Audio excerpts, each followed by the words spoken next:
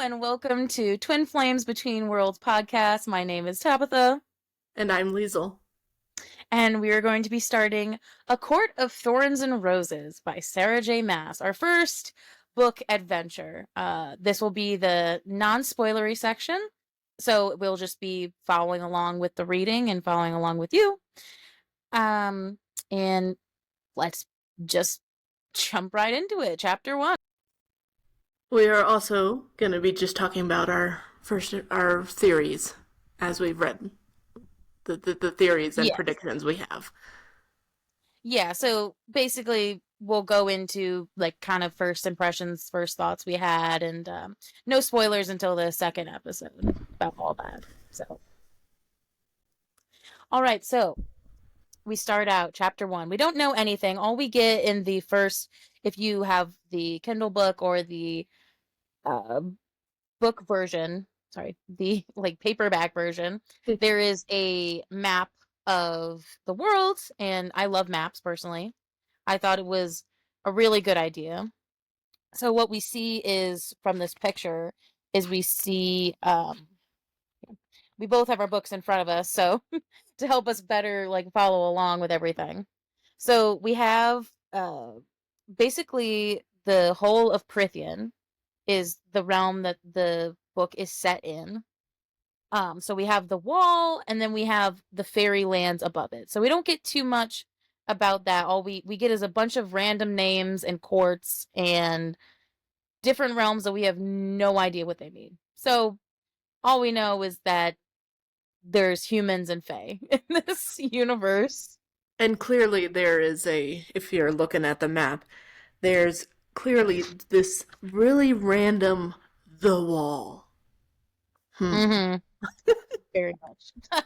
Yeah, that was definitely one of the first things I noticed when looking at the map, other than fairy realms and mortal lands, was specifically like the wall, and I'm like, why the fuck is there a wall? And it's just the wall. Right, because it's, as somebody who's reading this for the first time, it's like, wait, there's a wall? Like a physical wall? Or, everything. Like, there's so many questions, which I think, again, starting this, Sarah does such a great job at having so many questions, but, like, letting you get the answers as you go along. I think she's really, really good at that. So and there's, like, that middle section there that also seems very vague.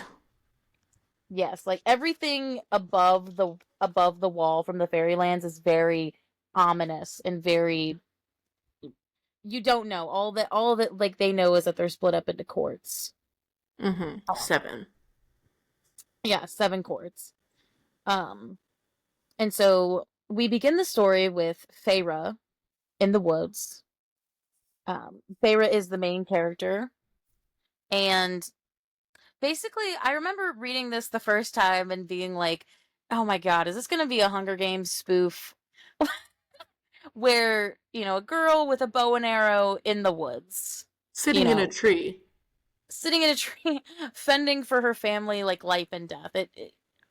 I was skeptical at first, but I'm happy I kept reading in terms of that. So yes, we learned that there's basically the fairies and the humans do not get along at all. Very much there was a war that sparked that 500 years ago that made the wall go up. So it's a lot of exposition, as you would say, in these first couple of chapters. And we get our main character, of course, and she's basically focusing on surviving the week and the hour ahead for her family. Very much, how do I say it? Very medieval sounding style. Like, obviously there's no electricity. This is very much set in a fantasy realm. And so basically risking her life to go out and do these things. I actually didn't mind the first chapter. Everyone, at least everybody that I've heard, finds it so boring. I am a fantasy geek. Like, I love fantasy stories for tech as much as, tech is great sometimes. But, like, being able to delve into a book where tech doesn't exist is kind of Right. refreshing sometimes. And so when I started reading it, I definitely had the impression of like, oh, this is kind of interesting. Like a main character who has to learn to be strong. Like that's a great start. And I think something that I found when, again, so even though this is kind of Lisa's first time reading this, I have read this now almost 7 times. Well, technically So now I've read it like 5 times, but you know. so amazing. So I'm glad. This book is definitely like a reread worthy. Um 100%. And it honestly gets better every time you read it because you notice little Easter eggs. and honestly, so rereading this the first or like this like last time as we read it for this like podcast, I realized how much Feyre acts like the man of the household. Oh, I 100%. didn't even notice that the first time I was reading it. I was like, "Oh my God." Like the whole like going out and hunting and making sure that the house is warm, and Mhm. asking her family to do like chores around like either like Mhm. cleaning something up or helping prepare the meal or chopping firewood. And so like that definitely she takes charge in that kind of sense. Right. And so we get that she has in this exposition bit, she has a father. We don't really get too much about her mother in the first chapter, but she's no longer around. And then we get she has two older sisters, so she's the younger sister. Which anytime I reread this over and over, I'm so baffled by the fact that she's the younger sister. Um, Yeah, and like their ages, her two older sisters are 2 years older and 3 years older. yeah, so it's um a little bit of a gap, but at the same time, this was mm, I guess I guess I'm gonna call it medieval times because there's not really like Yeah, a way to describe it. I think medieval works fairly well. I mean, there's, uh, I guess technically there's like ranking of like people. We don't get a whole Mm, lot of that in this first section, but it definitely can yeah. tell that there's like nobles and more wealthy people, and then there's the poor, which definitely is a huge thing that comes about in medieval type stories. Which is so interesting for somebody, not to bring my politics into the mix, but as interesting for a political major to see the political implications in a novel is so interesting to me. Um, but yeah, so basically, she has one goal, right? Feyre's goal is to marry her sisters off and stay with her father and paint. That was very much something because every time I think of it, I think of Hamilton. I think of the Schuyler sisters, and I think of Angelica. Like even though Angelica was the older sister, Angelica would do anything for her other siblings. Uh, and it reminded me of how like women were married off at the time and the older sister always had to go off and marry some rich guy. The middle child was always able to marry for love and do what she wanted, whilst the younger sister always was the one that had to stay with the family until they died. And that was their life. And it kind of switches around in this case of like that's what the younger sister wants. Hmm. Although I think also I just can I just say I actually do appreciate the fact that even though she wanted to marry off her sisters, she didn't want them going into a bad household if she could help it.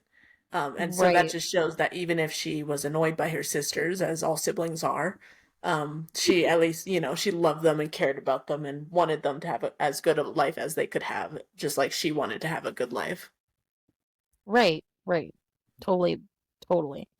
Um, and so obviously she gives us backstory about her family, and then we also get a potential not really love interest, more of a so there's a boy in the village named Isaac Hale who she is rutting in the barn with.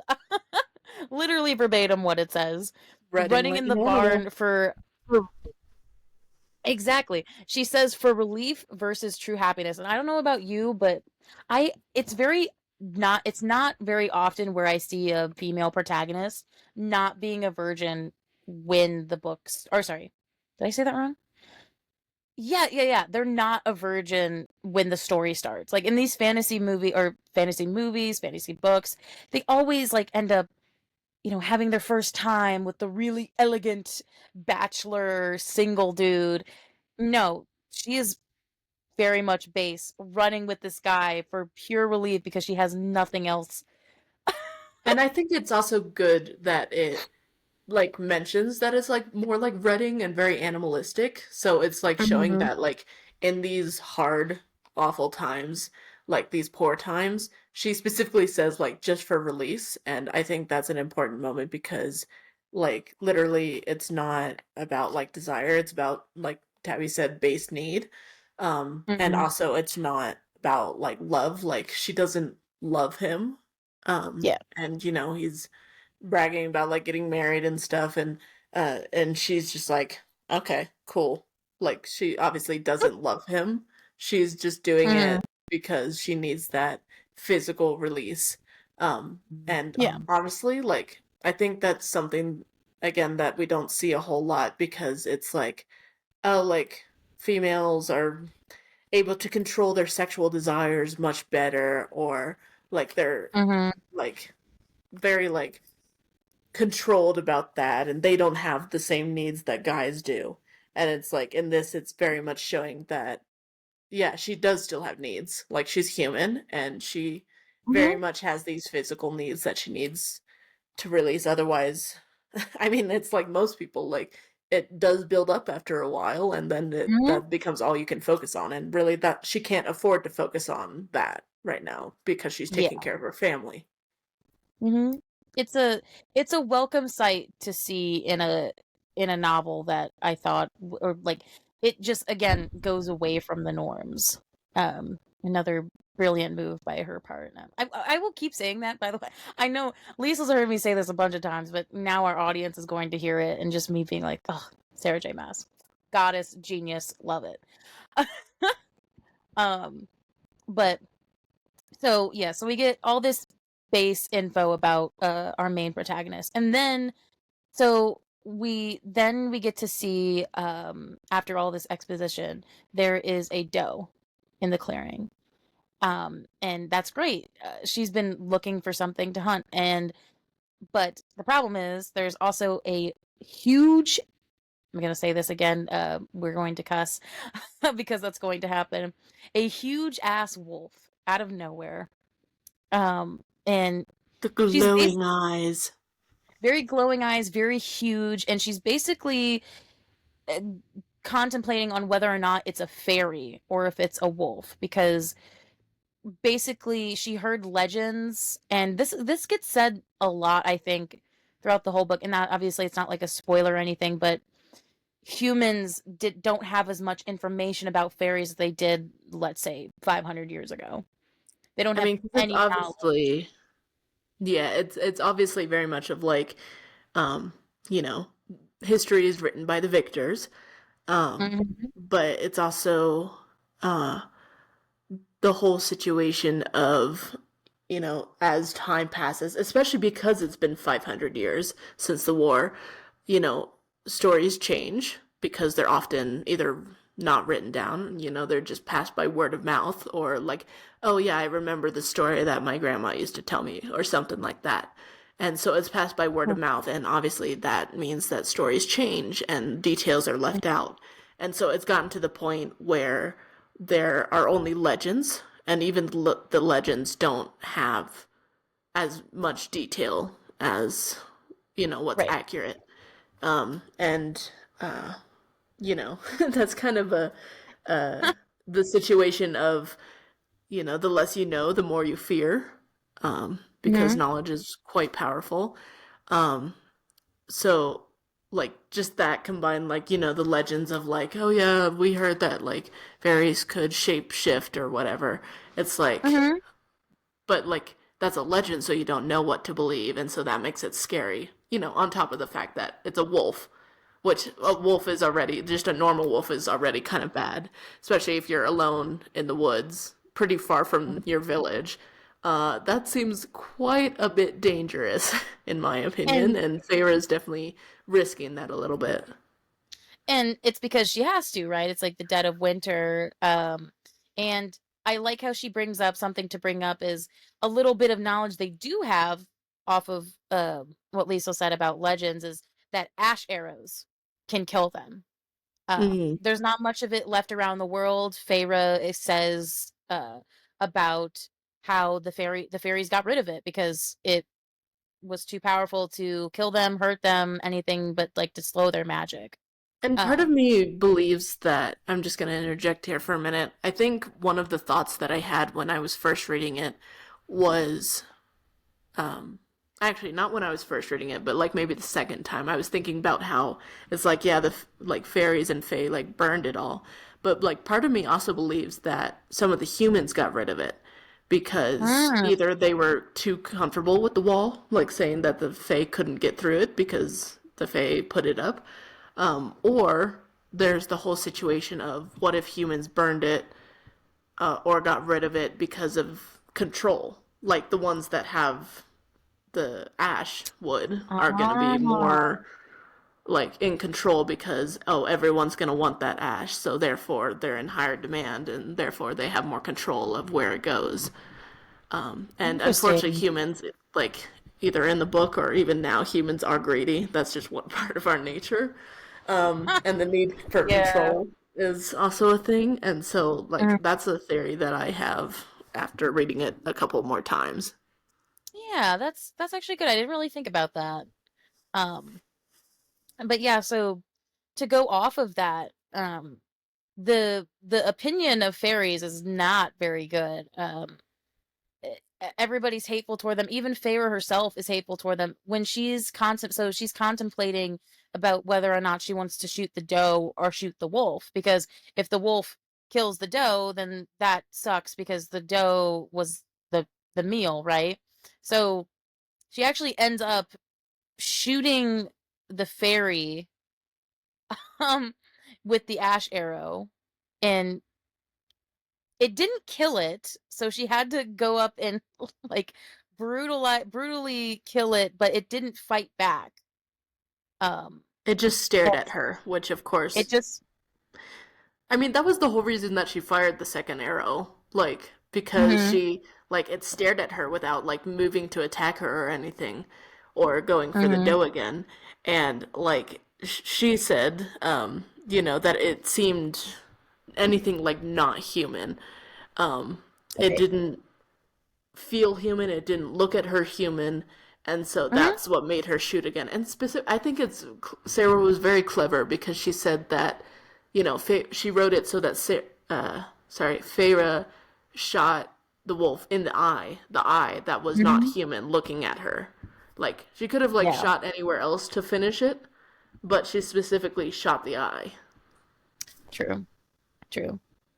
And remember, full on hate in her heart while she's doing it. Like she's like, "Oh, if it's a fairy, good riddance." Um, because the Because opinion that's just what she's been taught. I will say, when I read this the first time, I was like, okay, that's obviously not going to be true. Because that's totally the whole like political environment now that we're living in, of people taking one certain group and saying, okay, all these people are bad because like these few were bad. And so the political and like real life implications of that just in general is like, oh shit. That's very accurate actually. That's what's really fucked up, honestly, that like people think hmm that, but it's also like really clever to put that in. And like the whole idea of like not just like, oh, these few people did bad, so the whole group is bad, but like also that's just this like she grew up on those stories, so that's what she grew up hearing. And so part of it's like it's not actually her hate. It's like the hate of her ancestors that has been passed down, Yeah. and so she's just like, well, I've been told that they're bad, so fuck you guys. Because all she's trying to do is be with her family. Like she does not care about fairies as long as like or just anything. Doesn't care as long as they leave her alone. And the thing is, I think what's so brutal about it is when she thinks it's a wolf. So she ends up killing the doe as well, taking the doe home, but she skins the wolf and she brings the pelt because obviously that's going to be used for money. Um and like I just thought that was very brutal for a beginning of a book. Like I loved it though. Like I don't think it was too much. I think it was like, oh my God. I'm like, yeah. Like real life.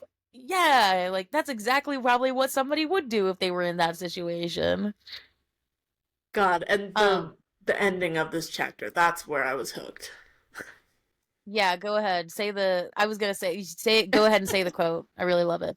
God, it's such a good quote.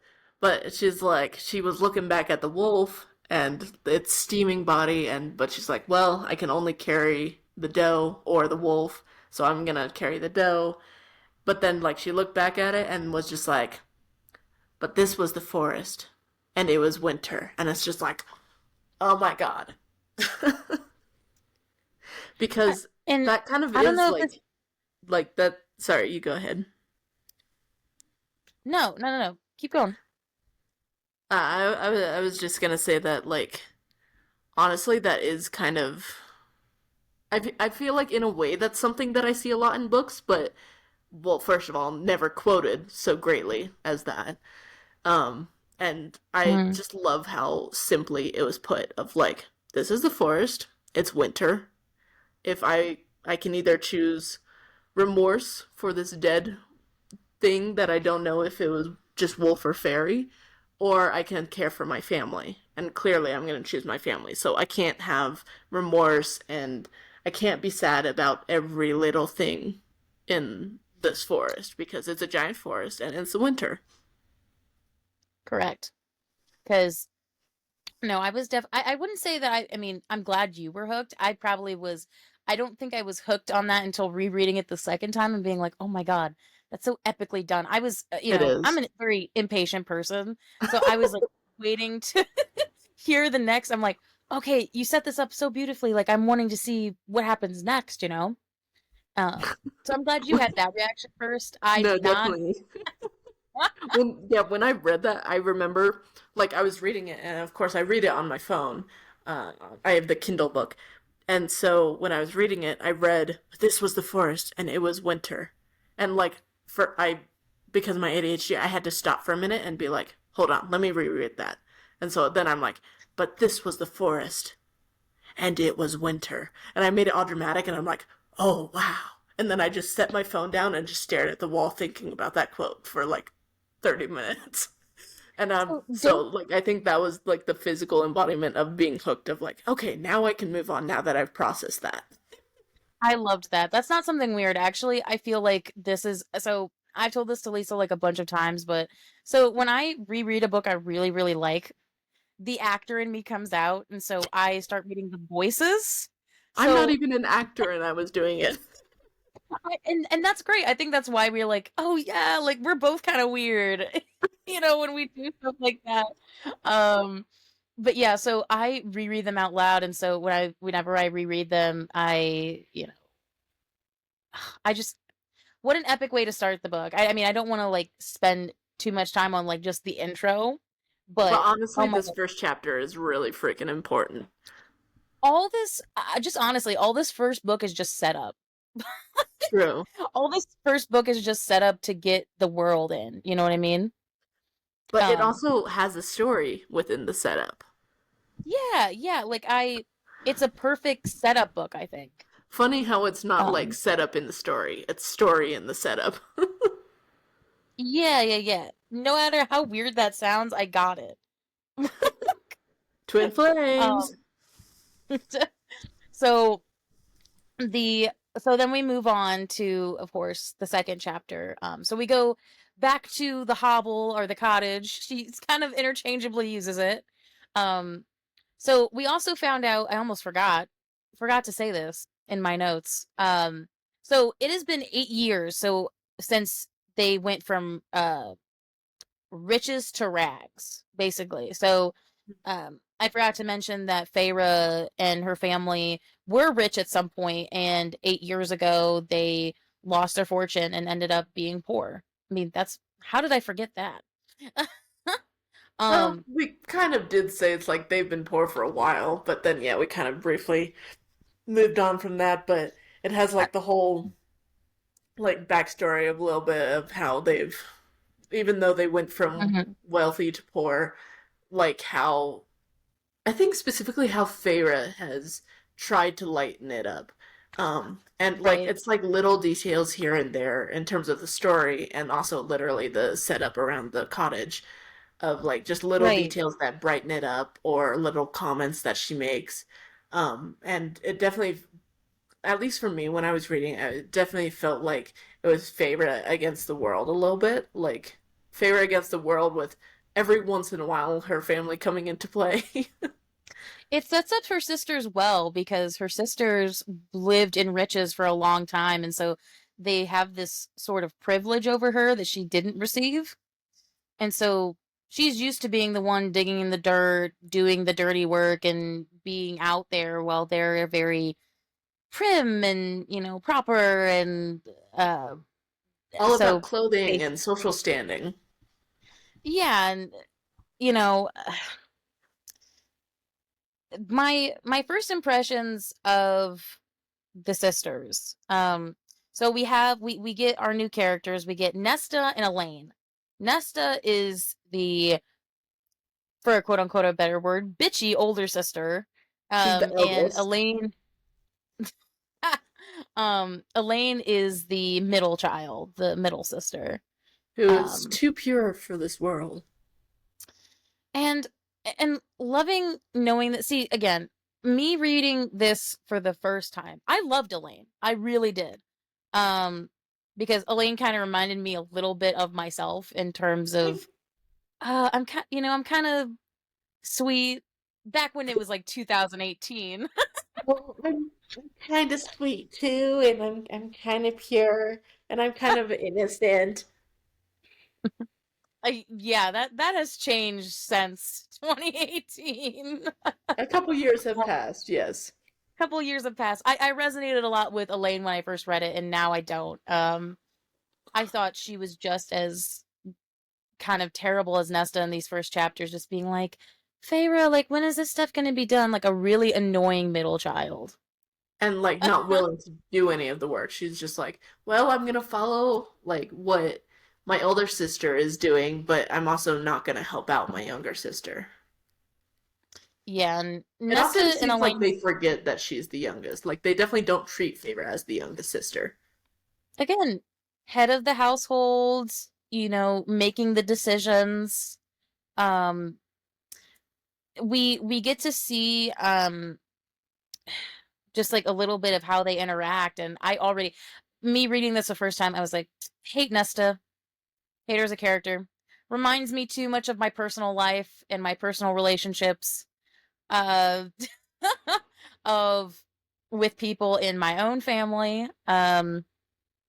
And so really didn't appreciate her at all. I was like, okay, you have a younger sister who's doing all this for you, carrying all this for you, and all you get to do is bitch. But we always have to have one bitchy character in here. And I always like part of me like just like part of my being like always tries to see the good in people. But I will admit that during like this first read through of this book, I was very much like I'm trying to see good. I'm trying to like honestly, these first like section of the book was a lot of stop and start for me because I like to probably overanalyze and overthink stuff. I like to Mm, figure out like theories and stuff and make super in-depth predictions.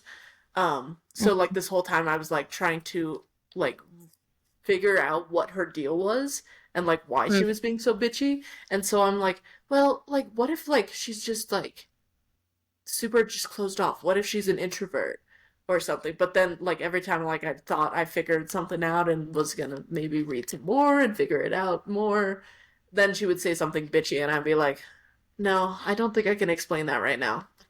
It's like, no, it's very much singular path for all of them, and I think Sarah made it so simple because whenever you start out a relationship or knowing people, it seems that simple until you dig into it deeper. And I feel like that's totally intentional. Um, and yeah, before I forget, I wanted to say that a couple more things that she says as we're meeting Nesta and Elaine and the father, who, I mean, we'll talk about him in a minute, but um so we get a little bit more background on useless things to Feyre. So when she walks up to her house, there's engravings on the door. And that were from like a guy who said he was 1/16th Fae, and apparently he's basically a scam artist saying that these engravings will protect them from danger. And Feyre believes that that's total nonsense. That, I mean, all she believes in is the ash arrow thing, because she feels like she knows that works. Because, why would the Fae or whoever, if we're going off of your theory, why would they get rid of it if it was, useless? Um, and we also get a little tidbit that humans don't have any magic. It's very much like I feel like I've read in some other fantasy novels where humans could potentially have magic, but here Or like they maybe don't. they once had it or something, but Yeah, definitely not now, especially with all the hate in their heart. They don't deserve magic. right. Very much hateful toward the different, and I kind of like that. Like in this first series, with Sarah, is very much fake people and humans. I like how it starts out so simple in terms of like it's us against them, kind of the political climate that we're in right now and just life in general. It totally reminds me of that. And so just wanted to add that little tidbit about the magic thing. Um I was literally so about to, I was looking at my book and I was just like, oh, right, we gotta mention the little carvings. And then, like, right, literally you right. mention it, and I'm like, thank goodness. So to talk actually about to go on about after we sort of meet Elaine and Nesta, we find out that Feyre is a painter. She's an artist. Um, and that's amazing. As people who are in the artist industry, maybe not artists ourselves, but Well, musician, actress. Well, you have some art skills. yes, I like I to do not. draw and paint every once in a while when I have free time or feel creative. Yeah. So it's at least we see something of Feyre's. We see a light in her life. I feel like all this other stuff is pure base survival instincts. It's very Um, dark for sure, and it definitely very. gives like a whole like how like is she okay? How is she still like moving at this point? But then like she starts Mhm. talking about light and or starts talking about painting, and like you can immediately like tell like Sarah just writes it in such a great way that like literally the writing style seems more upbeat and uplifted whenever she's talking Mhm. about painting or art, and it's just like, yeah, that is her center. That is her Mhm. the thing that keeps her going. Yeah, because we also find out that she's painted around the house when she has Elaine bought her when they had money. Elaine bought her some paints, so that one good thing that her sisters did for her. Bought her some paints, and she actually painted their wardrobe. And we'll talk about this more in like our spoilery section, but because there's like more nuance to that. But the the wardrobe, I just wanted to say that she specifically, Sarah describes it as Elaine is associated with flowers and all, and flowers and what was it? Oh God, was it violets or lilacs? Both, I I forgot. think. I think yeah, because I think it was violets, and it's a dresser, by the way. Oh, what did I say? Wardrobe. Oh well, I'm feeling fantasy realmy. Yes, it is a dresser. A dresser with three um, drawers. yes, one for each of them. And I So think there's it's interesting. Sorry, I'm just gonna interrupt. Like, I just thought of this. I think it's interesting how, like, just the order that she put them in. Like, she put Elaine first, and then Nesta, and then her. Like, part of uh, me feels like, well, I guess it could go many ways, but like, it just seems like, Elaine is like the purest, so the lightest of them all, or something like that. And so she's at the top, and then like it feels like Nesta and her fire is like Nesta is kind of like in the middle in a way, like even though like she is being super bitchy, she is like the oldest. and so she begrudgingly does chores around the house because she understands like the need for that, whereas Elaine is just kind of aloof and very out of it.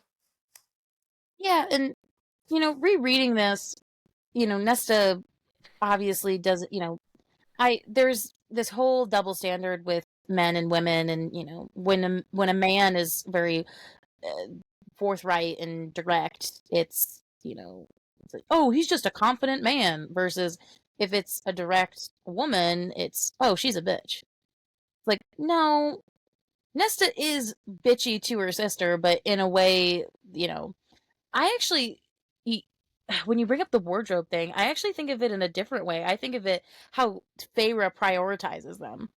It's like Mhm. they both see Elaine as a priority to protect, and Ah, then for Feyre, it's Nesta protecting her, and then Feyre's all the way down at the bottom, putting herself down at the I think bottom. that's kind of what I was trying to say, and then it just didn't come out. But like, definitely the whole thought of like there is a meaning to the order that they go. Like, and Mhm. also, yeah, it's super sad. Like, Feyre definitely like puts herself at the bottom of like, I don't need any protection, or there's no one to protect me. Like, I feel like if she got the chance, if there was someone to protect her, like they would go underneath her. If we're going with that whole thing. Um, so yeah, so Elaine is associated with flowers, Nesta's associated with flames because of her personality, and Feyre, I have it highlighted in my book, and I highlight in my book. I have it highlighted as the night sky, whorls of yellow stars standing in for white around mine. I'd done it to brighten the otherwise dark room. Um, To think that the fire and the flowers couldn't brighten it. right, that the darkness somehow, made it more. Um, so yeah, so as she's monologuing again, a lot of this first section is monologuing. We find out that her father, so after they got in debt, so she goes more in about the implications of their going from, I like saying from riches to rags because it's like the opposite of rags to riches. Um, Maybe that's why it and so doesn't quite sound right in my brain. I'm like, something sounds wrong about that sentence, but now I understand it, why. and it is, it totally is. Um, so debtors come to basically break her dad's leg, from old debtors that he couldn't pay off. And so I think it was important to bring up just the dynamic of that, as Elaine and Nesta running into the other room whilst Feyre had to watch, and she pleaded with the debtors for her dad's leg, but they ended up breaking it anyway. I think it's Uh, also, though, she didn't have to watch. She chose to stay there with her dad, yeah. like, as Nesta and Elaine. Like, technically, it's written as, like, Nesta and Hmm. Elaine, like, ran away and closed the door behind them. But I also Hmm. feel like, you know, I mean, first of all, I feel like that kind of cottage would not have any locks on the doors. So, first of all, closing the door and hiding behind it wouldn't do much unless, like, you barricaded the door. So, Correct, I yeah. feel like Feyre could have, like, gone and joined her sisters in the bedroom. But, Hmm. like, part of me feels like, one, she doesn't think that like, she didn't want to leave her dad, of course. She didn't want to leave her father. She also, I have a theory that she didn't want to see Elaine and Nesta being scared, like because she Hmm. definitely has a protector feel about her and she feels the Right. need to protect them. I feel like that whole begging the debtors to stop and then also not wanting to see her sisters cry. Yeah, I can definitely agree with that. Um, Definitely avoiding, but at the same time, again, even though the man of the house is getting beaten up, her standing up and being like, "No, please don't do this," even though like it didn't do anything. How old was she? Like 8, 9, 10? So she starts out 19 in the story, so it was 8 years ago. She was like 11, Yeah. 11 at the time, while the others were like 14 or Oh, right, because it took a while for the money to run out. Like, even though they moved to the hovel at when she was 8, but then they still had the money for a little bit.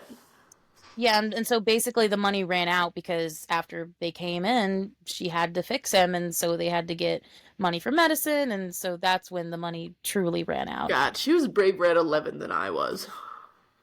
it's so crazy. It's such a toxic family dynamic with uh just the circumstances, while at the same time her somehow staying strong. Like it just, I don't know, maybe if reading this at the time like just gave me so much, like, oh my God, this girl, like you said, at 12 can do this. Hell, I can do this.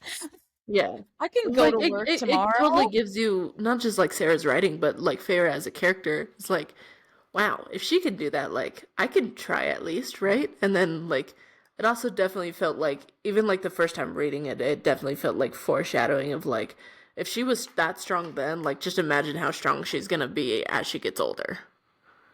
Right, right, right. And so just seeing like the stuff that she had to go through, and then again her she goes into a little bit more detail about her mom. So because she's like she's monologuing, she's in the room looking at the dresser, and so her sisters and her have to sleep in the same bed where they all were birthed in that bed. Their mom died in that bed, but I that was mean, the and only thing. also it was the what's the word? Um, the bed was also like a wedding gift from father to mother. Oh, And right, right, so right, yeah. most likely something else happened in that bed. They were conceived in the bed. They were Conceived, born, the mother died in the bed. They all share the bed now. if only they had money to get rid of that freaking thing. That just reminds me of like my mattress.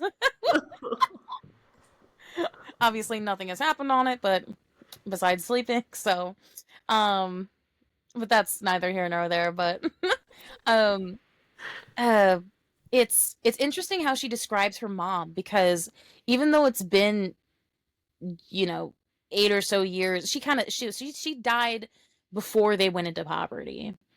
Um, and so how she's describing her mom is so, I don't want to say it nonchalantly, but she describes her as such, you know, maybe because it happened so much when she was young, or I don't know, but she basically says that her mom's better off dead because she wouldn't have survived poverty. She wouldn't have Yeah. survived. She was such almost basically like a Nesta. Basically, Nesta is a carbon copy of her mom. Um, in terms of how she acts, and like she basically says she wouldn't have survived poverty. Um, and she also kind of gives us some exposition about how her mom wasn't really loving to her, versus the other sisters, to Nesta or Elaine, and that totally gives me other Regency vibes of the older sisters getting treated, with, I don't want to say with respect, but you're going to get all these things, whilst again the younger sisters just kind of forgotten. Hmm. Because they're not going to go out in the world. They're not going to marry rich or anything. I think it's Um, interesting, like, because I guess a typical cliche is that the middle child is the one that's forgotten, doesn't get any attention, is kind of left on their own. But because of this age difference, Nesta was like the older child who was respected and taught everything because it was the firstborn. And oh my God, this is a new experience. Let's focus on this child. And then a year later, Elaine is born, and but Favor's not born yet. So that basically means, Elaine is the youngest, and so Elaine gets the privileges of being the youngest. Elaine is super spoiled, while Nesta is taught everything. And so that kind of fits in with the whole like Nesta has to marry for advantage, and then Elaine gets to marry for love. And then it was just simple. It was just those two. And then it comes along Feyre 2 years later, and all of a sudden there's this third baby that needs to be cared for. And Feyre's mother is quite focused on her party life and her social life, and basically says, oh, she'll figure it out. And that's basically the whole idea behind Feyre in this first book is, oh, she'll figure it out. And she's very much left on her own, and it leads to her being very independent later on because she was left to her own devices. She didn't learn right. as much as her sisters in terms of academics and reading and writing, but because of that, she spent her time learning other skills, which clearly we Mhm. see how that ended up later on. Like clearly, Feyre's doing slightly better than the other two, I think, at the moment. And so that's kind of Right. my theory about the age differences. Yeah, and so to recap on like the last thing I want to say about her mother thing is that Feyre made her mom a promise. Stay together and look after them. A promise was law, a promise was currency, a promise was your bond, is the quote that I have. And so basically Feyre is living under this um code law by her mother because her mother made her promise to keep the family together, which amazing to put that on your youngest. um so her mother put it upon the youngest, which I think is kind of BS, to put upon your youngest child who you weren't really, I don't want to say she wasn't caring for it, but again, wasn't like prioritizing as you got to stick to, I'm going to be gone in a few moments from typhus. You need to keep the family together. And she is sticking by that. I like the, the boldness of Feyre, her morality, we're seeing her as a character sticking by her word. Um, Part of and me I like just, also thinks that like she in a way, like maybe it may be like subconsciously, like maybe she doesn't realize it, but because Feyre, wasn't super close with her mother, it almost seems like Feyre is like even in death, like she's still like trying to make her mom proud. uh And like, well, she didn't really pay too much attention to me, but she did ask me to do this one thing, so I've got to do that one thing. right. And so she's keeping the family together, even though she wants to. I was about to say sell her sisters off. No. um. Uh. I was thinking of the dowry thing, but So we end up after like the whole promise thing is said, because that's something that gets brought up a lot. Um, is their dinner scene, which is I feel like most family gatherings that I've ever been to, where it's like started out like really good, and then all of a sudden drama hits, and then everyone's like just I don't want to say yelling at each other, but like clapping back at each other. So Nesta's talking about this guy, Thomas Mandray, who is a boy in the village who she wants to marry. And basically Feyre is acting like the man of the house again, saying things like Thomas Mandray, why? You, you don't want to chop wood in the morning, but you want to marry a woodcutter's son? Like clapping back at her kind of like that, and it's a lot of it's a lot of in her realistic universe versus her sisters who are in this fantasy realm of, oh, if I do this, I will get back to this rich. Like Feyre's like, no, we are poor. We will always be poor, even if we marry out, unless we marry a prince. We're not gonna be rich again. Um, They're and I very just much like, like they're very much like, oh, well, Favor's doing all the work, which means we don't have to, which means we can focus on love. and I love how they storm out after Feyre's like, no, you can't marry him. We don't have a dowry. Very realistic, you know, no, we can't do this. We literally physically cannot. And she's like, she storms out like the youngest sibling. It's just like she doesn't say this obviously because that's not Nesta's character, but gives me the vibe of, I'm going to marry him. We love each other, and you can't do anything to stop us. And Which then also totally does not feel Nesta-ish. no, like I'm just sitting there like you are like the super bitchy, awesome, like confident. I mean, awesome in the sense of because she's that um how do I say uh, confident and direct. So yeah, definitely not in character for Nesta to be so lovey-dovey while Feyre is kind of the fantastical one. But it kind of goes into the end of the chapter a little bit because I really like again, as Liesel said at the end of the first chapter, end of the second chapter was really good because her father finally speaks up. He hasn't talked this whole dinner, hasn't talked a lick, and he just says, he in his really withered old voice, I'm thinking, so let her keep this hope, Feyre. Let her imagine a better life, a better world. And Feyre says there is no such thing. Ugh.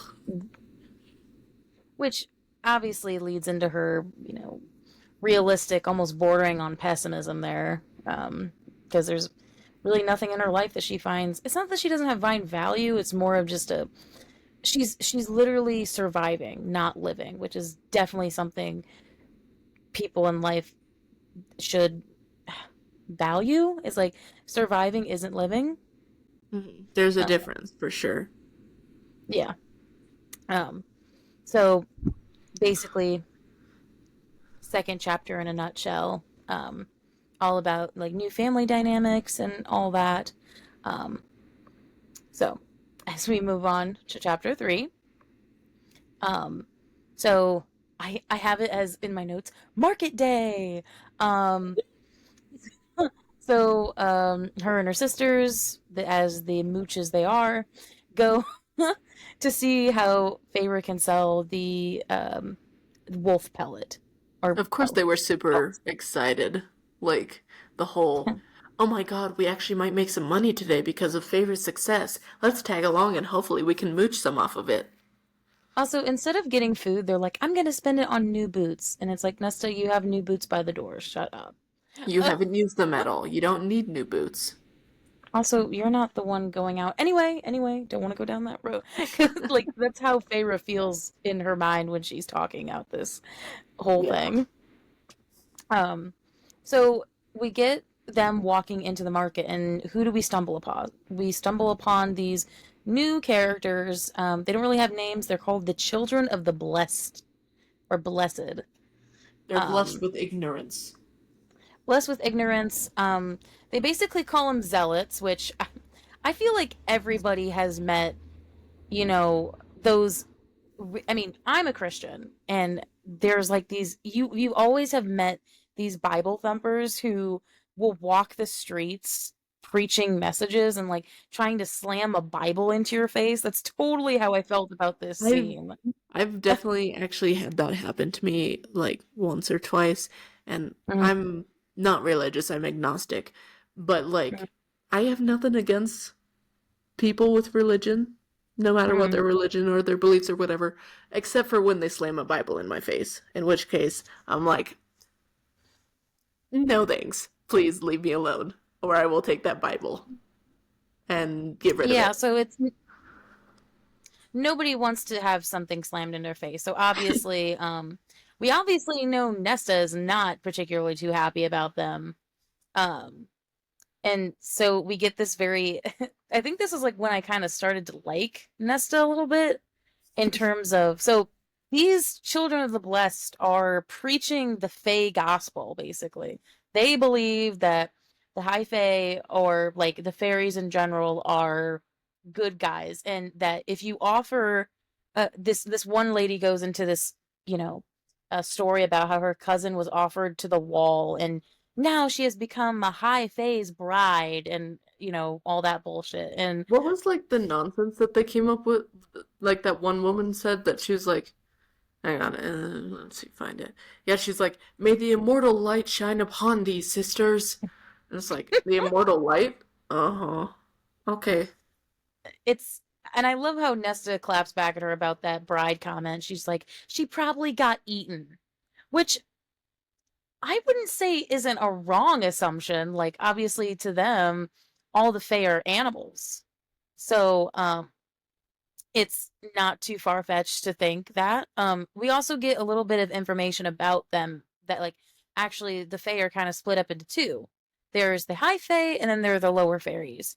And the the children of the blessed say the high Fae, which the high Fae are more human-like. Um, they're not as animalistic looking. Like they kind of look like humans. They have Looking is the key word there.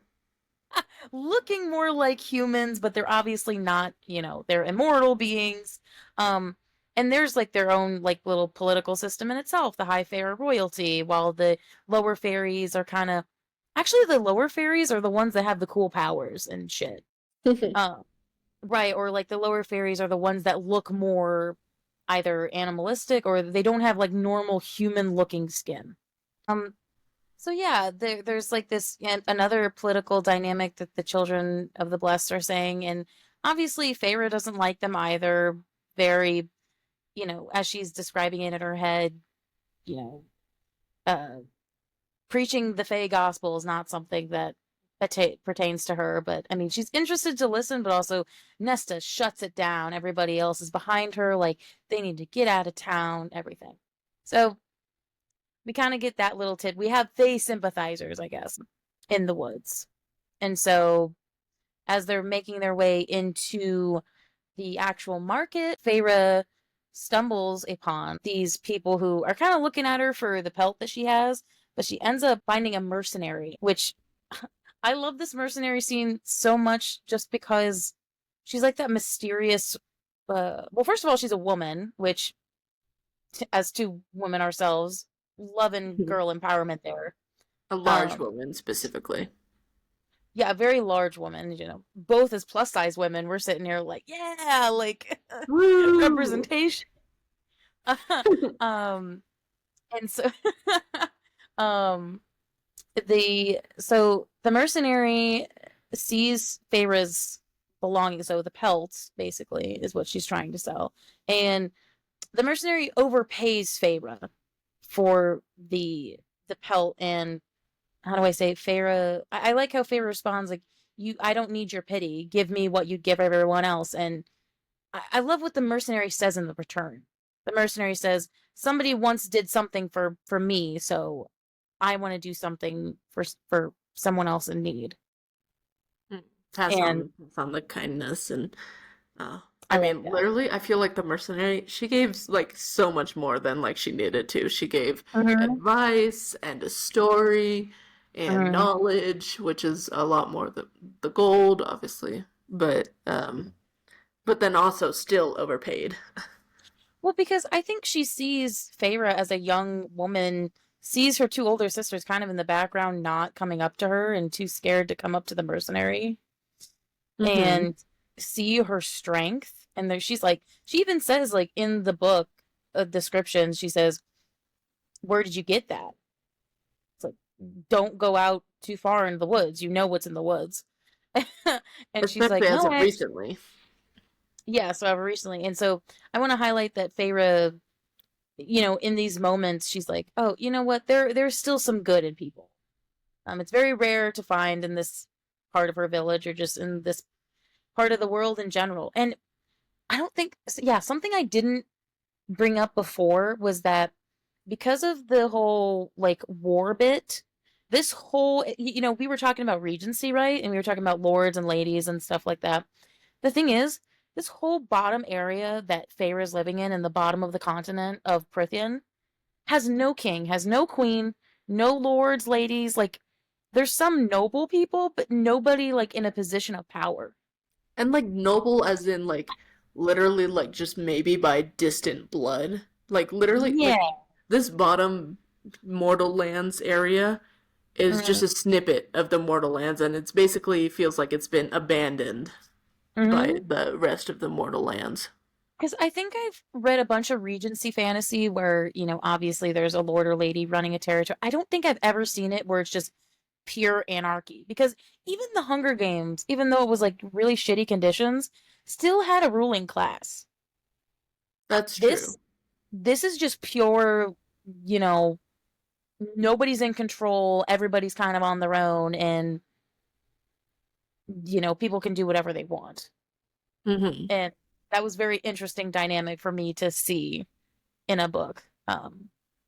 Which anarchy in a weird way kind of works for them, but nobody gets benefits because they're all poor. Like, True. And if you even have like one coin more than someone else, you're like, oh, I am leagues above you. yeah, yeah, yeah. So like It's really messed up. benefits and caveats, mostly caveats. But Yeah. um It's nice though that this mercenary is like actually treating Feyre like a hunter, a huntress, rather than right. just a child. So before like we get into the mercenary story, some more backstory that Feyre gives us about the current I like how we're like learning tidbits as we go along and not just full blown big, I'm thinking Star Wars exposition at the beginning of a movie. Like she gives Hmm. us exposition as we're going on. It And leads us so, into it slowly and eases us into it. right. So we learned that there was a war, but so apparently there was a treaty forged by the fairies and the humans because the fairies used to treat the humans as slaves. Um, and so there was a huge like world war basically against the fairies and humans, and they ended up in a treaty where the Fae signed that they would never be able to cross the wall. Uh, Unfortunately, as the mercenary tells us, there are fairies been spotted over the wall. Um, which I have to like remind myself that Feyre thinks, and Feyre before this thinks that there's no way that that wolf was a fairy because the wall they can't come over. Why would she think that that would be a fairy? You know? Um and But so just a reminder that there's always, no matter what kind of wall it is, like there's always cracks and holes in a wall. And yeah. there's always bits and pieces of it crumbling, especially one that's been up for 500 years. Hmm. Um, but, I definitely was along the same thought of Feyre of like, it's probably not possible, right? But then you meet this mercenary and it's like, oh shit, wait, we were wrong. Yeah, so, she's questioning a lot, there's, you know, questioning if all fairies are bad kind of thing. And obviously to her right now, yes, they are. Because of all the stories she's heard and um how do I like it also just reminds me about how so she brings up that there are six mortal queens living on the other side of the world, on the other side of the continent, who basically, like you said before, left them to their own devices. So they can't even call for help if these attacks are happening. There's no any I guess by bird or by raven or by ship, but like that would take I mean, forever. it would also take too long to get people moved over because, like, even though, like, on the map it showed that, this little part at the bottom of Prithian is this tiny Mhm. sliver, but there's still hundreds and hundreds of people, hundreds of humans, and so it would take forever, and like it would take a lot of resources and ships to get all those people over. And honestly, the continent, at least it seems very much like, well, no, you're kind of on your own there. You decided to stay by the wall. Yeah, and so like to bring up just like that there are six mortal queens that don't give a shit about this side of the world. It's like, you know what? I think I'd rather fend for myself over here than go over there because they also have a Yeah, fairy problem. They have the fairy true. problem of there's a wall on their continent and there's fairy above them as well. It's like the same situation, just they have probably more ammunition, I would say. At least And that's what I was army and military power, but like I guess that's something that I hadn't considered when I first read it. Like the fact that the wall literally spans across the whole world, Oh, rather yeah. than just like on the land. So that means like it spans on the ocean too. Mm-hmm. Like they can't go any like it's and it was sealed in a treaty sealed with magic. So obviously, Yeah. there's like They a couldn't binding. go around the wall or whatever because the wall goes Yeah. the whole world. And so yeah, basically the mercenary goes into the story about how there was like this I guess it was like a politician or like some obviously they don't have politicians, but it was some guy in power who hired her and there was they called it a martax, so we get kind of like a monstrous creature which was a lower fairy that attacked her. Honestly guys, there's so many like different versions of fairy. Sometimes we get freaking mixed up, so forgive Yeah. us for like getting mixed up over which ones it is, but That's why we yeah, it have our was books with us. right, and I have two versions I just because have I'm a a. weirdo. I mean, I guess I technically do have two versions, even though they're both on the Kindle. I have a day version and a night version. Oh my goodness, no. I am an old person. I have two copies of the original. I have the original paper copy and I have the new version that they got. That probably if you guys bought it at the time, you because I bought this back in like 2018, so they don't have this book anymore. But Unless you find it in an antique. yeah, yeah, yeah. So I got something special. But anyway, long story short, um, so she got attacked by a the creature, and somehow she ended up and survived. But I just before like I let you speak, oh my god, the fact that she has poison in her leg. The Martax bit her, and now she has forever poison in her leg. She has the poison in her leg, which to me is so badass because at any moment the healer said, "Oh yeah, you could have a heart attack." And I'm sitting there like, "Oh my god, I anxiety full blown. I just be crazy." She's just living life, man. Um, And risking but her I life just because she already has poison in her leg, so. so 100% a warning to Feyre to tell her, do not go into the woods again because there could be a possible attack. So again, that's like the main reason for talking to the mercenary, and I think she's kind of cool. Like I think it's a good setup of a character, and so I love how Nesta comes up to her after the mercenary's warning, and she's like, "You shouldn't talk to people like that." And I love how Feyre's first reaction is like, "What did she hurt you? Did something happen?" And she's like, "No, you just shouldn't talk to people like that." And I'm like, Feyre rolls her eyes and says, "Okay, whatever."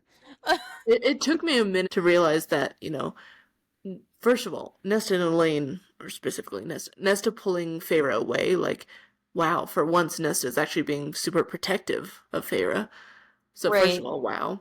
And then second of all, it took me a couple of rereads to realize that um when they were talking about like, Feyre's like, oh, well, did she hurt you?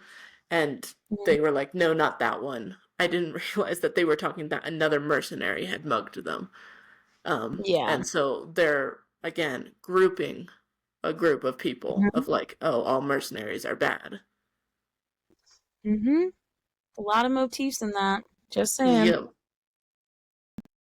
Um, and then we like again, I think I like even though we're getting this kind of toxic dynamic from her sisters, like we still get some, I don't want to say sisterly bonding in terms of her like uh, the whole mercenary thing is done and they're walking back and they're just like, see who's over there, and like Nesta's like making fun of her, and so we see Isaac from across the way um kind of like giving them a signal. I'm just like every time I hear that, it's just like Isaac gave me a signal to go to our secret spot in the barn.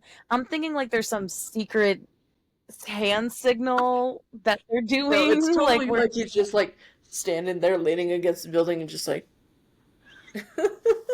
oh my god, like such a douchebag. Yeah, no, I can see that. Like a Gaston type, like it's like, come let's on, go. over here, sweetheart. Not at all as like brawn as Gaston. I'm picturing him like short, stocky, like white twig. White Yeah. twig, but which there's nothing wrong. There's nothing wrong with a white twig boy, but also at the same time, that's what I'm picturing. Oh my god, yeah, because they're starving. Um, and so I don't want to. I guess like my thing about Isaac is just I what a man, because apparently he's the one, because obviously they do not want to have a child, especially in this time, and because they don't love each other. Um, so Isaac buys the contraceptive brew for her, and so he takes it. Well, not buys it for him. He buys it for himself for her because she said I wouldn't have touched him otherwise. Yeah, and just like clearing up like it took again a couple rereads for this part, but like the whole like reminding myself that this is kind of medieval times and so they don't have like birth control or anything like that. They just have a contraceptive brew that can be taken Oh yeah. by either male or female. Mhm. And because Favorite can't afford it, he's literally being the man and taking it himself, affording it and buying it for himself to take it, Right. because they don't want to risk putting a child into this world. Exactly. Right. So it's I don't know. I like him as it's like a good intro character. I also was thinking to myself at the same time, I'm like, yeah, that's not gonna be the person she ends up with. Like that, like there doesn't seem to be any love. There doesn't seem to be any romance sparking in them. Really, just seems to be for for convenience. It definitely, I mean, moving on to like kind of the end of this chapter of like, she's just chilling in front of the fire at stuff. And so it's like Mhm. a time skip basically. So it shows that this sex is not as important. It's not a super important moment of her life because it doesn't have like a sex scene or whatever. It's just like, oh yeah, I'm just gonna go fuck this guy in the barn. And then like it Yeah, just time skips later. yeah, true. So 100% accurate. And I will say, as some people have told me, and specifically my manager, I don't want to, so I can't bring up her name just because, anonymous sake. But so she has like a 3 chapter rule that if by the end of the 3rd chapter she's not interested, she'll put the book down. Which the reason I bring her up is because that's not the first time that I've heard that. There's like people who have like a 4 chapter rule, whatever. So I'm thinking to myself, as she's reading this, end of chapter 3 is just full blown, like you said, there's calmness and then full blown chaos. We have the basically the room blow open. The door blows out and there is a beast in the house. Like a huge ass beast. Enormous, growling shape appeared in the doorway with a giant roar that half deafened me. I love how you read that. I love how you read that. And my sister screamed as snow burst into the room. Now we're going British with it. um Thanks, yeah, I've been so practicing my accent. you're welcome. Um and so yeah, so we get this huge beast. Definitely not any beast that's mortal or any sort of normal beast. So obviously a fairy. And so we get her father, Nesta and Elaine, like crumpled in the corner, Nesta protecting Elaine, like it seems like she always does, and Feyre, badass, standing up to the fairy almost like she has a freaking death wish. I will say I like the way that they describe this creature because Mm-hmm. it's like, first of all, she's like not a Martax, thank goodness, because like literally she was just scared by one earlier that day. But Right. like, I'm just gonna read it because I have this highlighted Mm-hmm. of like, as large as a horse, and while his body was somewhat feline, his head was distinctly wolfish, which is very strange. Mm-hmm. And the fact that there's elk-like horns protruding from his head. Like, what Right. kind of weird mashup Frankenstein creature is this? And It's true. and then she's like, well, lion or hound or elk. This thing is like huge and dangerous, at least. Right, right, right. But it's And still just like me and Favor being very confused as to what kind of creature this is. I think this whole time she's running on pure adrenaline. Like Oh the yeah, fact that she's 100%. so I don't want to say she's calm. It's just like she has been the protector at this point, and so her family's in danger. Full on feral mode. This threat has come in. She's obviously taking the high ground on this one. Even though I would be like shitting my pants. Like I don't think I would be Elaine's sake. I feel like I'd be standing behind Feyre, but I wouldn't be like up in its face. um and so of course the fairy's screaming like murderers, murderers, and they're like she's surprisingly calm in answering. Um One thought of just like the one thought echoing in her head is just fairy. It's like, no duh. it's like, yeah, I mean, this kind of was gonna happen, wasn't it? Probably. um so of course like her father and Nesta are like please, we didn't kill anyone, we didn't kill anyone. And Feyre immediately snatches up a knife, like, get out, be gone, like I like somehow totally that's imagine her like holding like a butter knife though. Like a not just a butter Hmm. knife, but because they mentioned they had cheap assortment of like silverware. So I imagine like Right. those kid butter knives that have like the really cheesy, colorful handles and like tiny, like super soft, just going back. Like being on like such a badass holding something so stupid. Yeah, yeah, That's totally what I imagine. yeah. And so obviously scaring the crap out of everybody. Of Um, course. so yeah, she brings up so many times like the fairy could have killed me, but it was like a warning. So he like lunges for her to get back, and he just yells, "Who killed him? Killed who?" And so obviously the wheels are turning for Feyre, like, "Oh shit." Playing the him game. It's playing the pronoun game. Who do you mean, the wolf? Oh yeah, I skinned him. And then sold his fur. She just, I mean, honestly, at this point, there's really no way to lie. Like, honestly, what else was she gonna say? Like, if she lied, he would have knew. She's like, well, I skinned him for money, so do you want like the money back or something? Oh my god. Or like, I love how she at first says, what if it was mistakenly killed? She's like, oh shit, I'm in trouble. Well, like, well, Mr. Angry Beast, sir, what if it was mistakenly killed? Like, what if it was an accident? Right, right, right. I think again, Sarah, goddess queen, I think she's so good at making like a really scary scene somehow be a little bit comedic. It's so comedic. Because this is like serious stuff like that is happening, and she's kind of like, well, okay, let's bargain. You are not in a position to bargain. He could literally kill you at any time, but you're sitting here like, wow, the audacity. The audacity.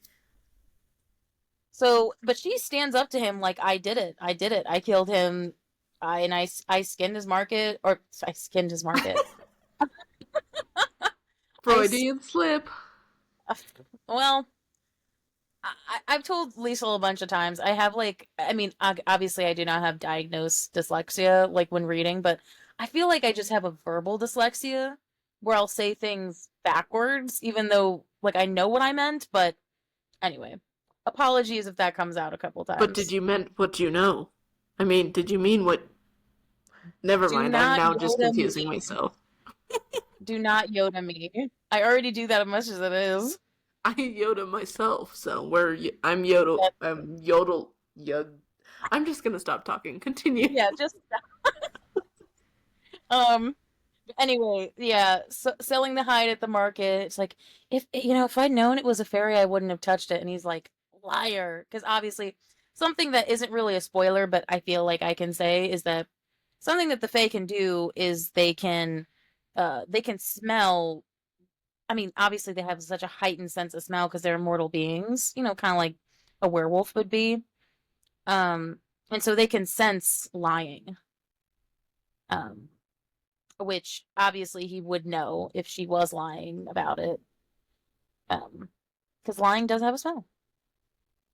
Lying seems to be a like recurring theme, but like Oh, the whole like idea of like in terms of like the history of like well fairies and fae can't lie, like it's impossible for them to lie, mm-hmm. and Yeah. There's like also a bunch of motifs about truth versus you know, or I would even say truth versus like exaggeration of something, because we were talking about earlier, right, about how things were passed on to generations. Like that stuff gets muddled. You never know what's really true versus how it was 500 years ago right again, versus the. yeah, like everything gets muddled, nothing gets passed on right. So we don't know if actually what everybody was saying, like passed on from generation to generation, was actually true. So that just makes everything have so much anxiety, you know what I mean? So yeah, basically the the beast, I would say. I like how actually I like this quote before we go on. She says, Feyre says in her mind, better to die with my chin held high than groveling like a cowering worm. Very pro and very badass of her to say that, because I mean, honestly, it's true at that point. Um, so basically, the beast says, you didn't slaughter him for a reason. He wasn't attacking you because apparently it was a he. Um, like you weren't provoked. You must give your life up in exchange per the treaty's requirements. Apparently, the treaty had a requirement that if a human killed a fairy, um, that they would have to give up for the life in exchange. Which she's like, didn't know that was a part of the treaty at all. Yeah, because she's now feeling like she didn't learn about the treaty enough. Right, because apparently there were so many nuances to it that they didn't know But about. then But it makes me think of like if she knew that this was part of a treaty, like if she's probably thinking like if she had learned that if unprovoked and killed or whatever, then it's a life for a life. If she had learned that, then like would she have still killed something that she was unsure if it was fairy? I feel like she still would have. Honestly, yeah, maybe like she would have been like, oh, it was a wolf. I killed it Yeah, because it because was a wolf and it was eating my dinner. right, she could have given some excuse to say it, but so I think she still would have done it. Yeah, true. Um, but so basically, Feyre says, I mean, she concedes to it rather quickly. She's like, just do it outside. Don't make my family watch. I don't want them to see another tragedy. Which, Not where they have to like, wash away my blood and gore. yeah. And so I obviously, again, rereading this, but thinking in the moments, like, uh, the beast says, willing to accept your fate so easily, for having the nerve to request where I slaughter you, I'll let you in on a secret.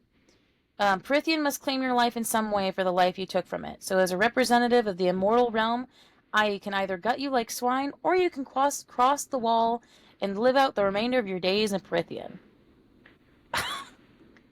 So, the beast gives her an out in this Yeah. whole situation.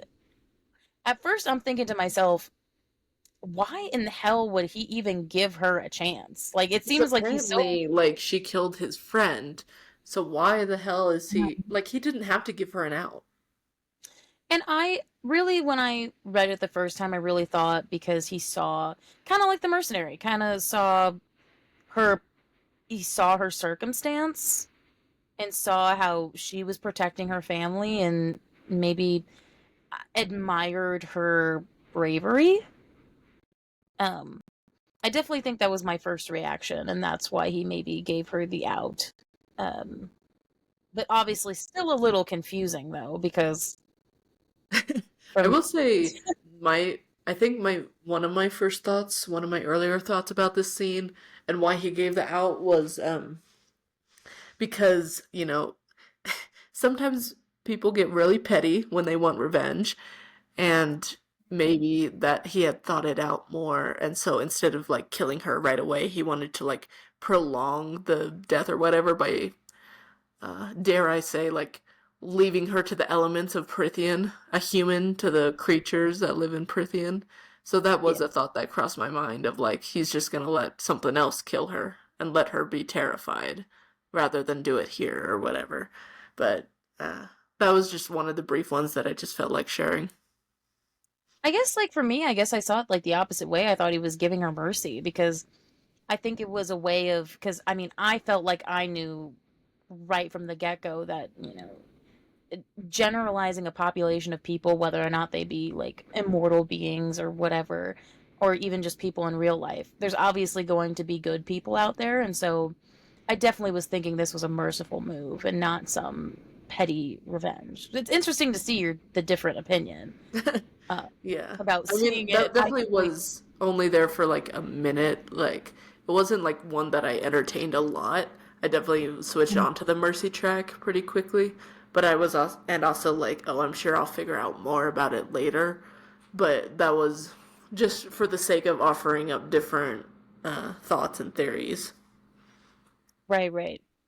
And so and I didn't really say this like in the beginning or when we did our trailer because I kind of forget halfway into this that this was supposed to be a Beauty and the Beast retelling, and then I remember this moment, and I'm like, yeah, that checks out. So Sarah originally wrote this as a, she was doing this as a Beauty and the Beast retelling, and to me, there's like elements where I feel like it is, and obviously this is one of them, but even in that, the Beast didn't steal her away. Like, it wasn't like a thing like that. It was Belle ended up going to the castle and taking her place in front of, like, she voluntarily took her place and or took her father's place. Like, definitely a different setup though. Hmm. Um, but anyway, just talking about Sarah's Beauty and the Beast retelling. Um, She like took it and then amplified it tenfold. right, right. Definitely not, probably a little bit more gore, a little bit more horror in it. Yeah. Um, so basically, he's also allowing her to live on his land, which way, like, he even says it, and she's like, she keeps questioning, like, why?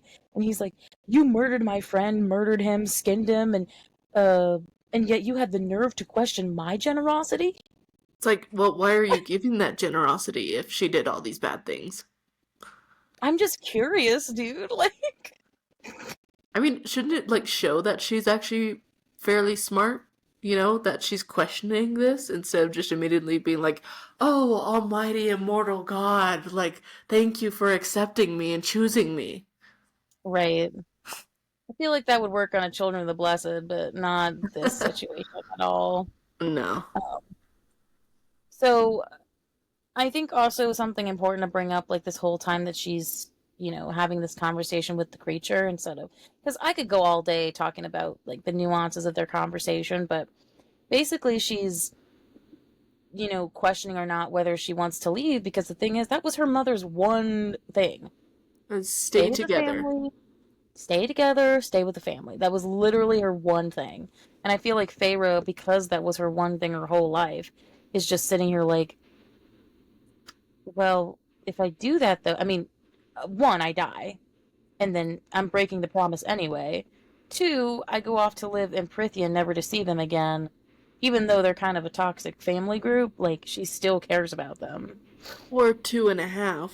Like she could go off to Prithian and then find her way home. Yeah, yeah, yeah, and figure it out. Which is like, I feel like that she's practically thinking like when she's trying to gonna escape the situation, but right now she's kind of forced to take the road. But I think what confused me the most when I read this the first time was that obviously the beast tells her to go right now, but her dad is like her dad like says go very adamantly. He's just like, you were always too good for here, Feyre, too good for us, too good for everyone. You come somewhere new and you make a name for yourself. Can I He's just like, say don't. though, real quick, sorry to interrupt. Um, at first, he says, "Do it, Feyre, go." And but then like a moment later he says, "Please, good Sir Feyre is my youngest, I beseech you to spare her." And then tells her to Mhm. go again. It's like, "Sir, you're very confused in your mumblings." And I think, especially reading this the first time, I felt kind of sad for her. Like, I was like, this is a sad thing for somebody who you've been caring for the last 8 or so years is telling you to, yeah, you don't need to come back. Like, We we don't don't need you need you. here. It's It's fine. it's like you have needed nothing but her. Like she has been your sustenance, she has been your rock, she has been your force, your source of income, food. To tell her to just leave is, I feel like, is definitely like a dick move. Yeah. Like again, reading it maybe a second time, I thought of it more as, like I feel like I can see his, like I can see the bigger picture in terms of him saying it as a way of being like, we have tied you down. We have been your problem. You go and make something for yourself. But especially reading this the first time, that's such a weird reaction to have to somebody getting especially taken by fairies who everybody's saying is bad people. Yeah. It's like, sir, do you know something? Yeah, it's very suspicious. And I feel like definitely you when you read this the first time you were like, "Oh my God, is he like part fairy or something?" Like you Yeah. definitely thought their dad was like part fairy or something. Well, I also, like, going briefly back to the mercenary, you know, I was thinking one of the theories I had was um, the mercenary was showing off her leg and how, like, scarred it was and black. And I think one of the theories that I brought up to you when we were doing our first book talk was that it reminded me of how when the debtors crushed the father's leg, like, his leg Ah, was all messed up, and he was told he would never walk again. mm, Um, and yet, I mean, he's still kind of not walking, he's hobbling, um, it- but like, so I thought at first, that the debtors were actually fairies that had come to crush his leg. That was one of the theories I had. So I right, right. definitely, when I was reading, I'm like, oh yeah, the father must definitely have experience with fairies. Um, yeah, so it's like I see like the progression. I see kind of like I feel like what the intention was for him saying that, but at the same time, it's like, yeah, that's super sus, man. Um, I also just want to bring up what, she's kind of housekeeping at the end. She's very, okay, there's 2 weeks worth of venison. Like by the time you'll need to find something else, like I cannot be your source anymore. And I just want to say it's like very practical. And then, they had this spat earlier about Thomas and Nesta, and Feyre's last words to Nesta about that are just, whoa. Especially like for a first part of the book, like I was stunned. Stunned into like, oh my God, this is great writing. She's just like, Um, whatever you do, don't marry him. yeah, do That's, not marry Thomas. Apparently his dad beats his mom and nobody does anything to stop it. And she God, says this quote is, yes, yes, we God, it's and like, okay, first of all, like the whole like beating and like nothing to no one does anything to stop it. Like that made Mhm, like Nessa's eyes widen, but like she was still kind of crouched mhm. down and stuff. But then Feyre adds on, bruises are harder to conceal than poverty, and it's like first again, whoa, Bam. Sarah, whoa. And then Nessa like stiffens, so it's like, damn, so that actually like hit it too. And it's like, It's see, Feyre, like she may be young, but she understands. it's true. It's true though. Like, would you rather put yourself into a situation where, you think it's love and then seeing how the parents interact with themselves, it's like I would never want to be with a man who like saw his mom getting beat up and didn't do anything to stop it. Like as a kid, No. sure. Like it's kind of hard to step in as a kid even, but as a full-grown adult, like not doing anything, you're an asshole. And also, like, not only that, but typically that kind of abuse runs in the family. And so, Yeah. typically it would then probably lead to Thomas beating up Nesta if that ended up happening. And obviously she's too strong of a woman to ever like I feel like get into that situation. But sometimes even the strongest of us can get into a relationship because if we think it's love. And so she's shutting it down like immediately. Also, You though, I know. totally feel like, though, if they did do that, Nesta would totally kill Thomas. Oh yeah, like like I'm surprised like we didn't get like a scene where she's just like grumbling and she's like going with a knife. I'm thinking she's gonna like kill him right on the spot. Um, but yeah, I do want to say that about Feyre, it's almost like she wanted to say that earlier at dinner, but But couldn't find the sh words. yeah, and now it's like, well, fuck it. I might not know if I see you ever again, so just gonna tell you the facts. Here it is. Don't do it. Don't do um, it. Don't it's do that it. it's almost like what her mom did to her. My one last wish: do not do that. God. And I think what's sad as so because obviously the beast takes her away like now, like there's not really a getting ready, just take the stuff that she has on her and go out, which isn't much. Um, and he takes her away, and her sisters say nothing. Like, none of them say goodbye. I mean, I guess I know like the son situation, but I was like, oh my God, what assholes? Like, why aren't they saying anything to her? No, they're You just. know, I mean, part of them, like, part of me wants to excuse their behavior as like they're just like scared because a fairy came in and stole their sister hmm away. Um, but like fear can only go. I mean, fear can go a while, but like in this situation, fear seems to be overruling their uh, unspoken care for Feyre, but like they seem to let that fear have control, which is not super great considering, she may not return. Yeah, and like I get the I feel like reading it over again, I get the situation, but at the same time, as somebody reading for this for the first time and reading it when I did, I was like thinking to myself, that's a terrible relationship. I feel like I would be fighting. If it's someone I really, really cared about, I feel like I'd be fighting tooth and nail no matter what it was to, and maybe that just shows me as a person versus other people. But yeah, um, I just wanted to highlight on that. And Um, just real quick, I want to mention, I just considered this, but like briefly going back through the book, um, literally Nesta's last words to Feyre, at least that we have read as readers, was right.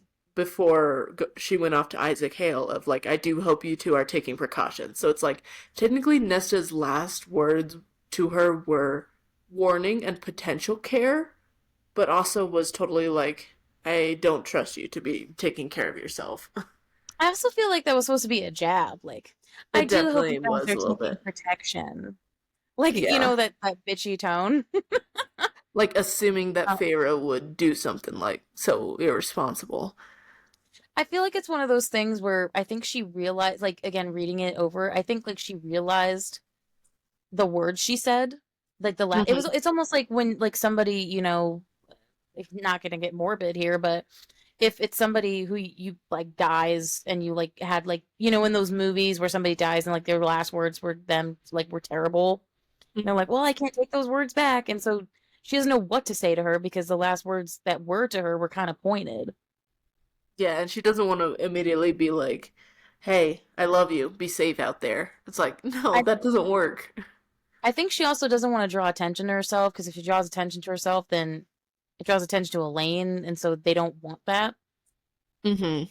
If anything, that's like something to take away from their sisterly bond is that the only thing Nesta and Feyre seem to like bond over is Elaine in terms of feeling like they want to protect her and, keep her in the dark because Elaine is kind of the light in the garden. She's the flower. She's the person that they want to protect the innocence. And so that's the Yeah. one thing that they bond over. Um, and so yeah, um, well, we get the next scene. Feyre is just following the beast. Chapter 5 starts out following him into the woods. The one thing the mercenary told her not to do again. But She now she didn't can't really have a really. choice. Yeah. If anything, she's protected. He looks like he can beat up a few baddies. Like, She's um, safe technically because she's following the rules of the treaty. mm. I feel like this whole first part of this scene of monologue, she was like how I said before, she was, purely running on adrenaline. Uh, I'm gonna stand up to this beast, stand up for my family, and now she's like thinking in her mind, oh crap, oh crap, wait, this is actually happening. And like the whole like fairy. Oh shit, I killed a fairy. Like I feel like the realization that's such a I don't know if this is just us because we both have the same thing, but having the realization after the fact of having it so super late and just being like, wait, I'm going to Prithian. Wait, I've left my family behind. Oh my god, wait, did I kill a fairy? Like having all the realizations afterwards is such a I don't know, to us is Makes so much sense. Um, and so I think what threw me off the most, right? So there's like this big beast, right? And so the beast is prowling to the woods, and then there's just a random horse that's saddled in Very nicely saddled. very nicely sat. And I'm thinking to myself, obviously the first time around, I did not think anything about the horse. I was like, that's like I didn't think anything about it, but I was like, this beast is crawling on four legs. How did it wait? That is actually fairly close to like my first thought of like I read about the horse and I'm just like, what, did he bring a snack so that he didn't snack on her? My oh my god, I do remember you saying that. Oh my god, no.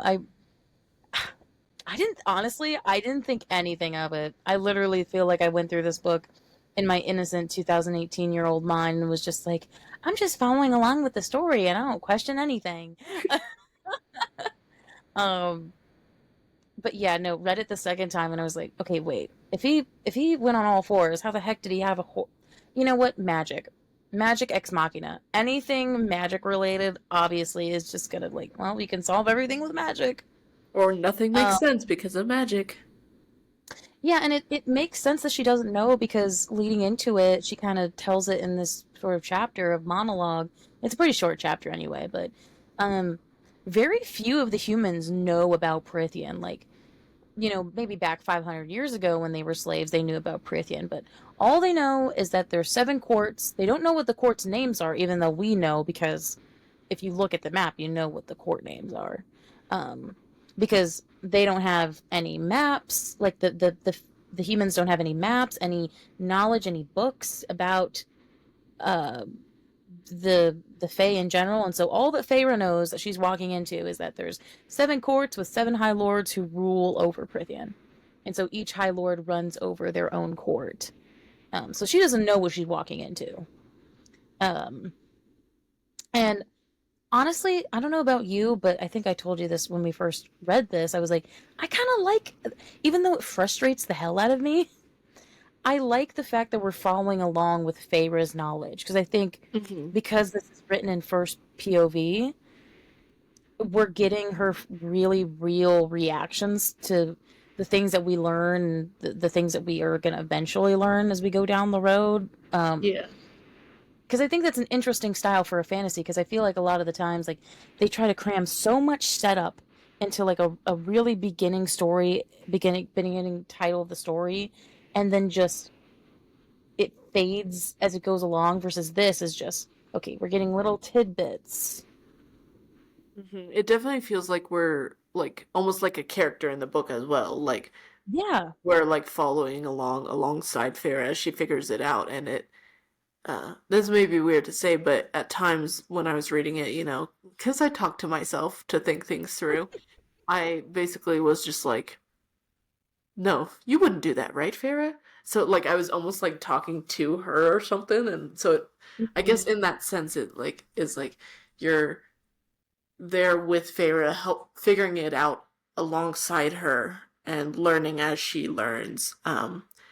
Right. And I think that kind of, like you said, that kind of setup is not very off. Like that's a pretty rare thing. Um, Mhm. and it makes it more engaging to read as well because it's not like we're just given everything, like you said. So it's not like, Mhm. first of all, it's not crammed all together. And Yeah. secondly, it's not that we know it before she does, unless Mhm. like we guess it or whatever, but even then it's not Yeah. confirmed till she learns it. Right. And so it makes you want to stay because it's like, I mean, Hmm. even for you, you're impatient, and yet you still manage to read it and stick with it, and now you love it. So, like, it definitely Right. does some way of like sticking with it. But I read that stuff like almost like immediately. I read it, you know, full on. I was like, okay, yeah, I got to get to the next thing. Got to get the Again, next thing. because you wanted to know, that's why you kept reading it, Hmm. rather than And just getting it all at once and being like, okay, I'm done. that's what's a book when I can. Again, I will say I'm not like such of a cringy girl reader in the sense of okay, I'm gonna read like I loved Twilight back in the day, 100%. I reread it maybe twice. Um, this is not that. like Twilight, I feel like I could read as like a book series and just read it once and be fine. This, I feel like I learn something new each time I read it or have a different perspective each time I read it. And that's what I think is just Definitely. so beautiful about it. Um, and so, especially as somebody reading it for the first time, like you're following along with her, but also for the people that have read it before, they're like, oh, you know what? I missed that. And that's why we have like our spoilery section for people who are going to, talk about it. But anyway, um, so again, the comic in the part that I feel like it's hard to be comedic in was Feyre and the Beast's first talk. I also like how we don't get his name. Like, we don't get his name for a while in terms of this. It's very much just the Beast. She even asked him what his name is, and he's like, "Would you care? Does it matter to you?" It's like, no, not. I mean, I'm just trying to make conversation. Part of me expected her to be like, well, if I'm living on your lands, then probably I should know your name, right? Yeah, it's so awkward, but at the same time, it's so Feyre to be Yeah. questioning, but the Beast to not give her any sort of information. She's like, "Well, what manner of fairy are you?" Silence. It very Uh, much like gives me the feel of like, well, I may have given you mercy after you killed my friend, but you still killed my friend, so I'm gonna ignore you. it's like I don't want to talk the rest of this trip. If you can stay silent, I think we'll be fine. And so, what ends up happening is Feyre feels this metallic tang up her nose. And so we know that's a sign of, because, I mean, it says in the book, but it's a sign of magic. So I kind of like that it has like a smell. I feel like it had to have something. It couldn't, you just couldn't magic somebody and then there'd be no side effect. But so he basically essentially knocks her out for this 2-day trek. Which, interesting enough, one of my friends from high school that's rereading this book, don't want to, bring up too much, but when she was rereading this, I remember she said, well, how did she go to the bathroom? It's been 2 days.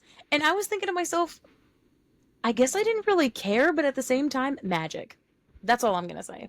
Yeah, Magic is my answer to that'd that be the only question. answer. And also, honestly, that's interesting that you bring that up. I didn't know that she asked that. But like my answer to that probably of course magic, but also unfortunately it's I think Feyre like her whole family wouldn't they'd be so poor that they don't have enough to like get good water constantly. So she's probably very dehydrated anyway. So she probably actually doesn't have to go that much and she definitely wasn't eating as much. That's actually a better answer than my cop out answer that I gave her. Like, But of because course magic also helps. I couldn't really explain that because, well, obviously you have to suspend some manner of disbelief. And Yeah.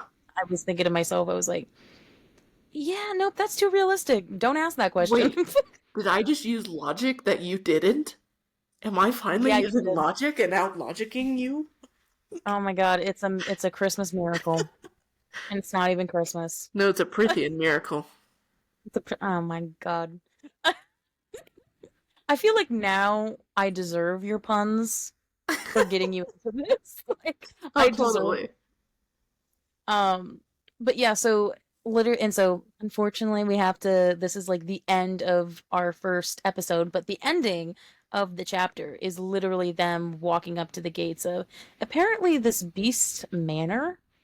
Like, Well, we why don't does a know if beast have a manner? That's so strange.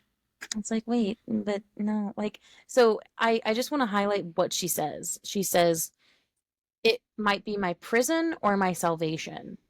And I really dig, okay, of course, Sarah always ending her chapter on like a good quote of some sort.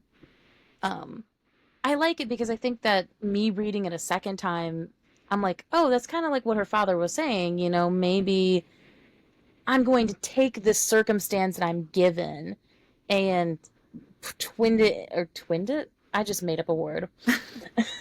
Twist it or like take it into my advantage. And I feel like that's also a life lesson is maybe taking a situation that, and I do this all the time, where I'll maybe take a negative that's happening and somehow swing it into a positive. And also, something that I literally just thought of, like reading that quote again, is, my prison or my salvation, I couldn't decide which. And Mhm. now I'm thinking, huh, well, actually, with that kind of like comparison, I don't really think it is up to her to decide.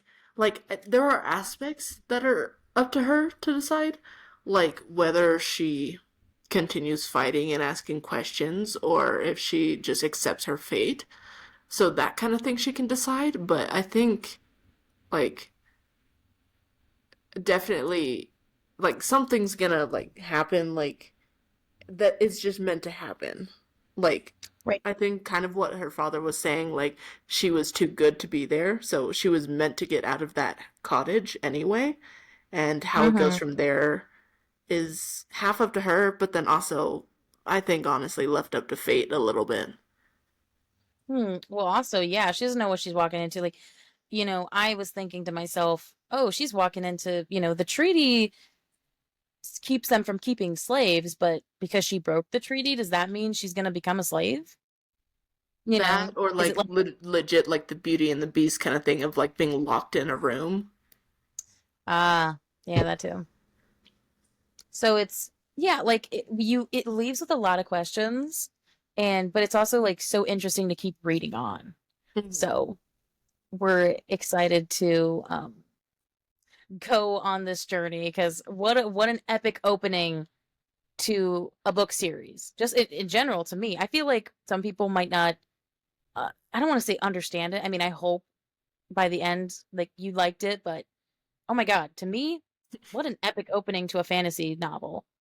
Um, and so I just want to thank everybody. On behalf of Lisa and me, thank everybody for listening to our podcast. So we'll have the our email down into their Twin Flames Between Worlds podcast email down in the description below, and we'll also have like a comment section on um, Riverside and Spotify.